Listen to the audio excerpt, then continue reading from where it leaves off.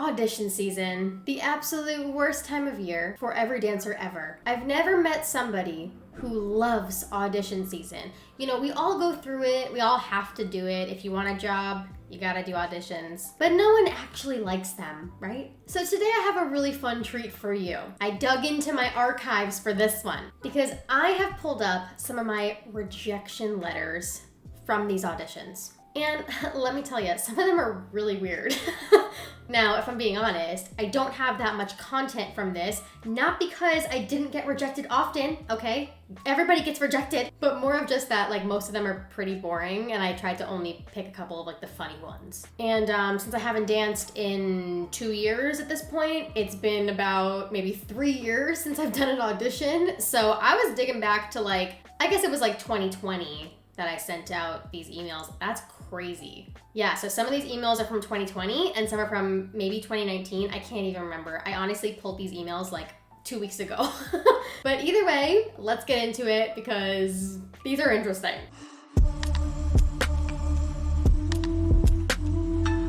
By the way, if you don't know me yet, hi, I'm Sarah Gavia. I was a former professional ballet dancer. Now I sit on YouTube.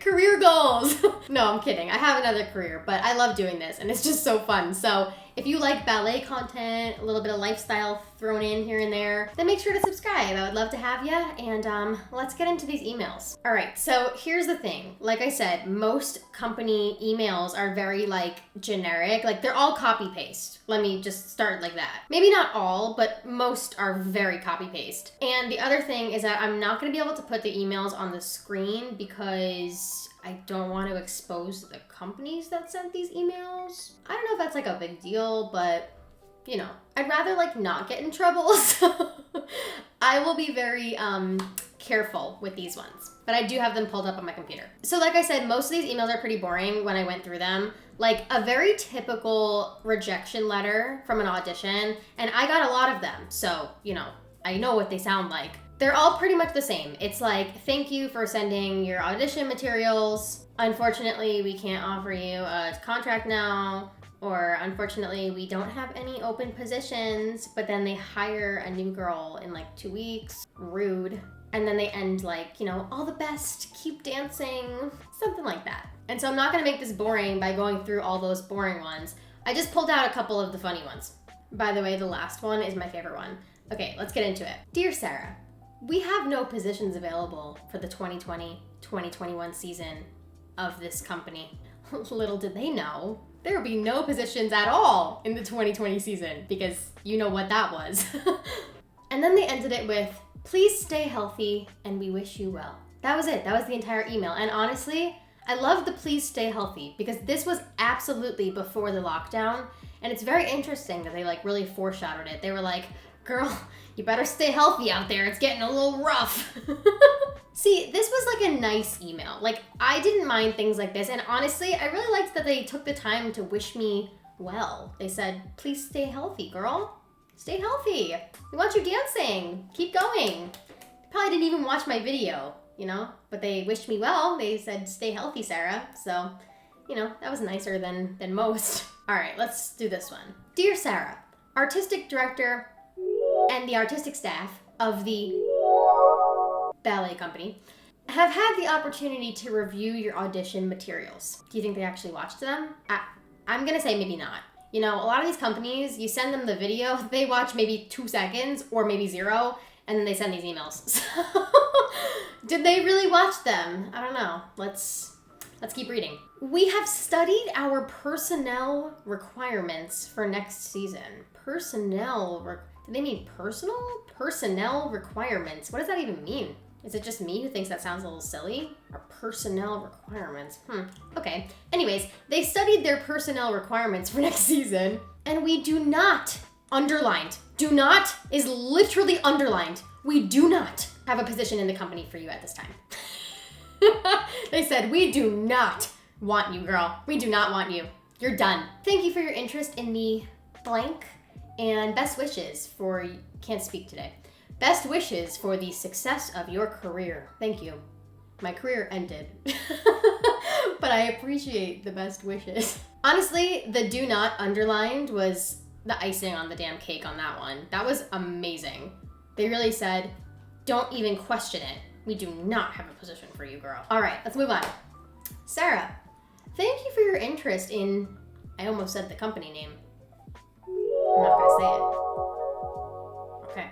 Thank you for your interest in it. Our artistic staff has reviewed your materials and at this time are unable to extend an invitation to a company class audition. That's always a bummer. You know, I would always audition for like the company classes. I'd email them and be like, can I take a company class? Like, I don't want to do this open audition BS. Like, can I just go right into the company class? Some of them would say yes if I like sent my video and they were like, we want you, girl, but most would be like, no.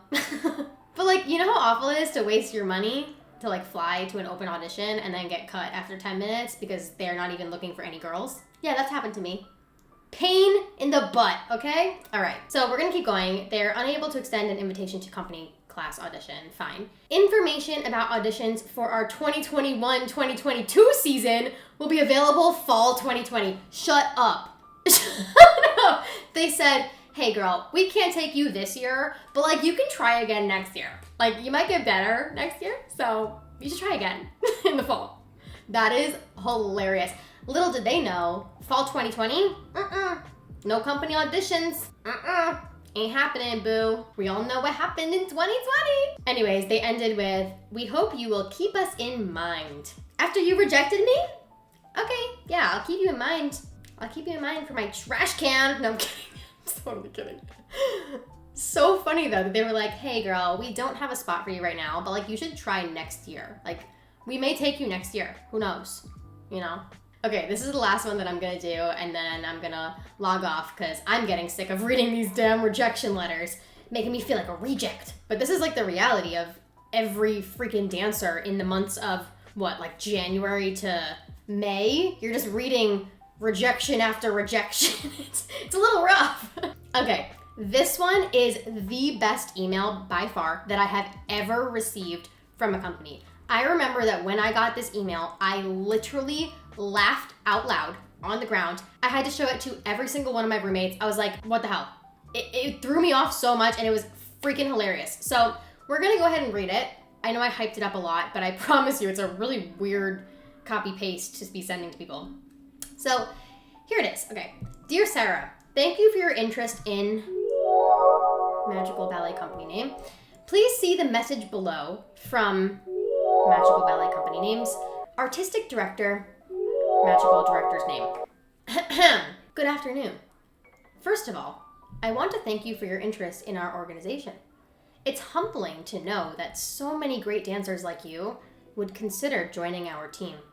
Honestly, if this wasn't a copy-pasted message, I'd be like, wow, thank you. I'm a great dancer. Thanks. In fact, if I was able to hire all the good dancers that apply to be part of our organization, this company would count in the hundreds. Crazy. In the hundreds. Oh my God, there's so many good dancers out there. Every year we have a finite number of positions open, sometimes in the upper ranks because of retirements, and sometimes in the lower ranks. So now they're just giving me the whole company backstory. They're like, girl, sometimes we only have positions for people who are way better than you, and sometimes we maybe can offer you a spot. I don't know. In most cases, we prefer to hire dancers from our 2-year company name, second program, right? So like in ballet, we got the main company and the second company sometimes. And a second company is basically like, they do a crap ton of work, but they get like no pay or maybe very, very little pay. And sometimes they work with the school still. Sometimes they do some things with the company. Basically, they're like overworked and underpaid employees. I really don't know how these companies are able to do that. I was totally one of them in my apprenticeship year.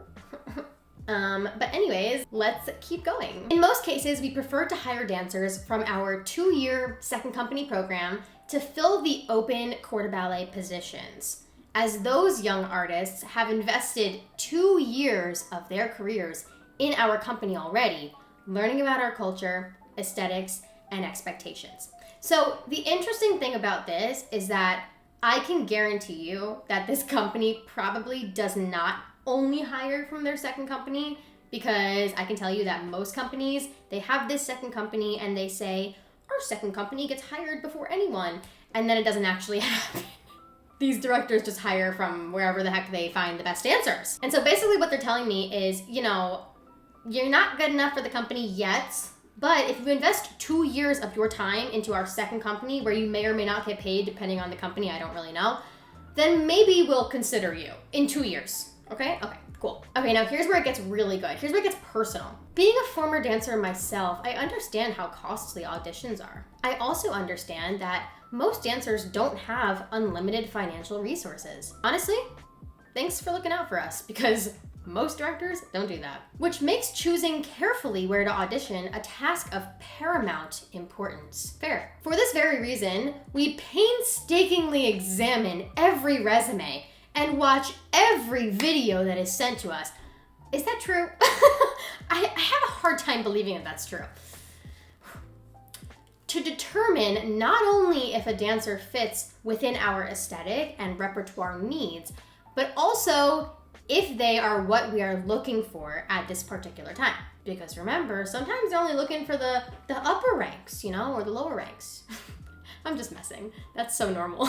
But isn't it just like wild how long this is? Like, this is the craziest audition email I've ever gotten. And it like doesn't end here. Like, it literally keeps going. We might receive a request from a phenomenal dancer, one with great technique and excellent artistic potential, but of modest height. And maybe this year we're looking for someone not as brilliant, but a bit taller to partner a taller dancer. So in ballet, a lot of times you hire based on height. Like if you have, you know, a lot of tall girls in the company, but not enough tall guys, you'll be looking for tall guys, and that's totally normal. It's just funny to see this director like put this in the rejection email. Like, it's a little weird, right? They're like, you know, we'd rather take someone who's not as great, but they're taller because we need that. It's just like, what the hell? And then they go on to say, the opposite is also true, of course. In fact, what we look for changes every single year based on the positions that we have to fill. Understood. We totally got it. Okay, it's almost done. They go, I don't want you to spend your hard-earned funds to audition for a company where you don't have strong chances of getting in. He's like, you're not a good dancer. Kidding. I'm afraid that at this time, you are not the type of dancer that we are looking for. And that doesn't mean that you're not a great dancer. It's just such a funny way to let people down. Like, honestly, I remember when I got this email, I was like, oh my God, they wrote me a lot. Like, they're probably interested. And then I got into it and I was like, what the hell is this? Anyways, they end it with, wishing you so much success for a brilliant career in the field, and then signed the director. I told you, wasn't that a good one? That is wild. And the funniest part is that, like, obviously, duh, this is copy pasted. And I remember that all my friends who auditioned for this company got this same exact email, and every time that someone else got an email like this, we just all laughed. Because it's just so weird. Like, again, most of the companies are like, thank you for sending your materials. We don't have a spot for you, bye. But they were like, let me tell you my life story for a second and explain to you exactly why we're rejecting you. It's fine. Anyways, I am done for the day. I am done blabbing. It's time for me to stop filming and go about my day and never think about these rejection emails ever again. Listen, if you like this style of video, let me know. I'm always looking for like new ideas and, you know, fresh things that I can do to spice up the channel. So make sure to give me a thumbs up on this one if you liked it, because it lets me know that, you know, you liked it. My vocabulary is so good, isn't it? I'm so advanced, high tech. Anywho, thank you for watching. I really appreciate it. I really hope that you subscribe to the channel. If you haven't already, I promise I'm delivering videos every week. I promised you, and I'm actually doing it, okay? It's actually happening. Have a fantabulous day. I hope that you don't deal with any of these crazy rejection letters. Sending you all the good juju that you get all the acceptance letters. And I will see you in the next video. Bye!